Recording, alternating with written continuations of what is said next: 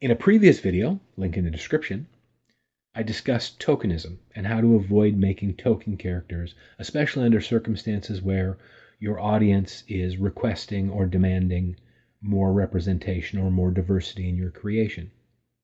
Invariably, we're going to have those dinosaur creators who refuse to participate and refuse to get out of the way. And they're going to hide behind things like it's beneath their pretentious sensibilities, or catering to the audience is somehow pandering. So let's talk about what catering to the audience is and why it's a benefit. First and foremost, every character you create, I create, or these creators create is catering to an audience, even if the only audience is you. You create, but you're also the audience because you are the first person who sees your creations. You experience them, and you're going to cater to your own whims and intentions. You balance your desire as a creator against your desires and expectations as someone who experiences your creation. Catering to your audience is really about expanding your definition of audience to be outside the circle of just sort of you and people who share your point of view, and considering that audience when developing your world and your characters. So how do I build in a means to measure my consideration for my audiences? We do this by evaluating our characters as surrogates, right? A primary character is a surrogate for the creator, but if the audience is just an expanded idea of the creator, then primary characters are also surrogates for the audience, right? If I experience my creation through my characters, so does the audience. But not every primary character is a good surrogate for every audience member. If I make a straight white male power fantasy superhero, he's primarily going to be a good surrogate for straight white males. It's as simple as that. If all of my characters end up being surrogates for straight white males, then anyone in my audience who's not a straight white male is going to feel less in tune with my creation. And the world will be kind of two-dimensional and bland, because all the primary characters I've created will have lost opportunity to have stories that are centered on the conflict between different points of view. So to explain what I mean, if all of your primary characters are surrogates for the same point of view, then there will be no conflict between the characters. But conflict is instrumental to storytelling. So the conflicts in your story will need to come directly from the objects in the world, which in many cases are going to be the secondary and tertiary characters, the object characters, as I discussed in tokenism. But if all of your primary characters are surrogates for a straight white male power fantasy, then all of the conflict characters in your world will not only be object characters, they'll also be non-straight, non-white, non-male, because these are the only sites of point of view conflict you've created in your world. The meta-narrative would be that straight white males are heroes and non-whites, non-straight, non-males are problems or sources of conflict or in need of rescuing. If you, as a creator, don't want that to be the narrative, then you, as a creator, must not create that narrative. It's irrelevant if you didn't intend it, because you did in fact intend every piece of the narrative. Your creation is your intention, and the sum of your creation is the sum of your intentions. Claiming not to intend the outcome you created is either dishonest or it's simply being ignorant of what you're creating. You can find complaints all over the place about the depiction of certain groups in comics, movies, books, television. And if you're a creator and are dishonest or ignorant about what you're creating, is it your fault, the creator, the person with all the power, or is it the audience's fault, the people with no power? With great power comes great responsibility. And in the case of a creator, you have absolute power. Don't you also then have absolute responsibility?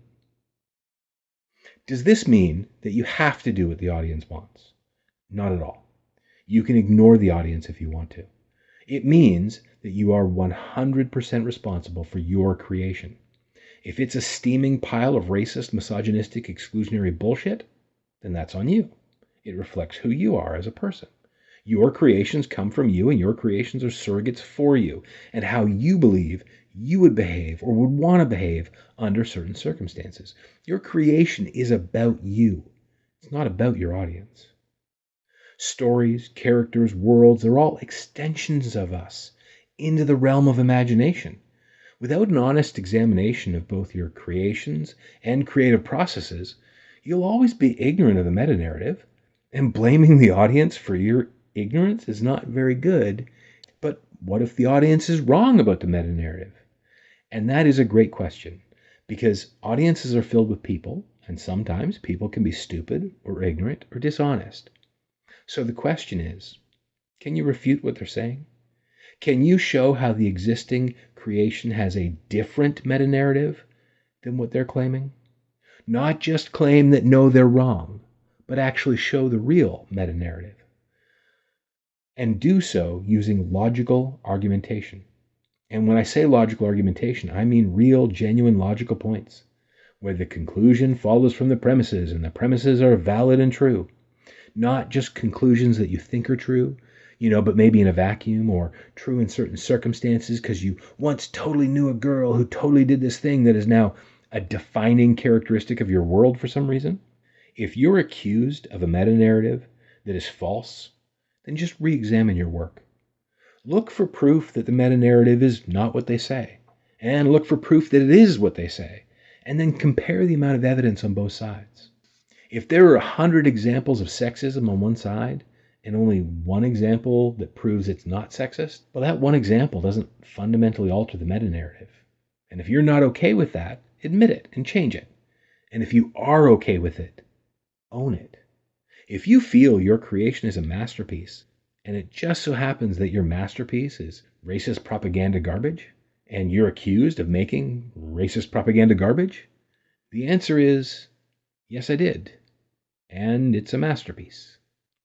Freedom of speech and freedom of expression are your rights. And if you want to produce fictional worlds that cater to male power fantasies, go ahead. But freedom of speech and freedom of expression do not include freedom from consequences. If you use your freedom of expression to create something racist, someone else is probably going to use their freedom of speech to point out that your work is racist. That is not censorship. When a creator creates something and someone complains about the creation, that's two people exercising their freedom. Take the time to understand the difference between censor and censure. Censor is like examining a book, a movie, or whatever, and officially suppressing it, as in through the government or through the state. Censure is the expression of disapproval. Identifying the type of audience for whom each of your characters is a surrogate allows you to better look at your creation from the point of view of a potential audience. Having diversity in your types of characters creates different points of view from which newer and better stories can be told. Analyzing these features allows you to create fuller, richer, more engaging worlds and characters. Catering to the audience in this context can greatly enhance your creation. When I was working on my notes for this video, I had titles for different sections, and after a moment's consideration, I changed the title for one of the sections. And since I was previously discussing censorship, it seemed ironic that I would change something at that particular time. So this has become one of those circumstances where I self-censored, and doing so created a new opportunity to discuss this topic, creating a fuller and more realized narrative. As individuals, we self-censor a lot, and it's a perfectly normal thing to do. Human cultures operate in part on self-censorship because of the utility it provides. The title I originally had for that one section was not intended to be offensive. However, when I thought about it, I realized it potentially was offensive, just not particularly offensive to me. Since it's not my intention to offend anyone with the titles, I changed it. I changed it because that's not the story I'm telling. And I create my communication. People self-censor all the time. And they do it because it's in their best interest. It's perfectly normal. It's not new. It's not some political correctness bullshit. All the people having over-the-top emotional freakouts about PC culture and cancel culture, are just throwing tantrums because the world is shifting ever so slightly away from focusing on their every goddamn desire. As generations pass, what we define as appropriate, it changes. We've gone from one list of things that was inappropriate to say to a new list that better represents our current understanding of right and wrong. And every time this happens, traditionalist morons pop their veins, screaming and spitting about the irrationality of abandoning tradition, and they lose their minds because things are changing. You know what used to happen when you said things were inappropriate? The government had you killed. If the church or a mob didn't get to you first, you could be hanged, burned, drowned, drawn, quartered. Speaking, thinking, doing so-called inappropriate things was often a death sentence.